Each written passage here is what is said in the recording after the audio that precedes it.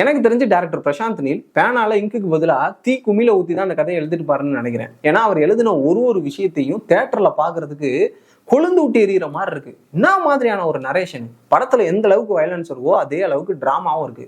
ஒரு 2 close friends எப்படி விரோதி ஆகுறாங்கன்ற அந்த சின்ன பிளாட்டை கான்சார் சிட்டின்ற ஒரு கற்பனை உலகத்துக்குள்ள நடக்க வச்சு அதுக்குள்ள அந்த சிட்டி எப்படி உருவாச்சு, அங்க இருக்கிற மக்கள்லாம் யாரு, அவங்களோட சட்டத்திட்டங்கள் என்ன, அவங்களுக்குள்ள இருக்கக்கூடிய பகை என்னன்றதெல்லாம் ரொம்ப டீட்டெயில்டா எலாபரேட் பண்ணி சொல்லியிருந்ததெல்லாம் பார்க்க செம்ம இன்ட்ரெஸ்டிங்கா இருக்கும். இந்த படத்துக்கு டீசர் ட்ரெய்லர்னு கிட்டத்தட்ட 5 நிமிஷம் ஃபுட்டேஜா ஏற்கனவே ரிலீஸ் பண்ணியிருந்தாங்க. அதுல நமக்கு படத்தோட கதை என்னன்னு தெரியும். ஆனா அதெல்லாம் கொஞ்சோண்டு தான். அது இல்லாம படத்துல பல விஷயங்கள் இருக்கு.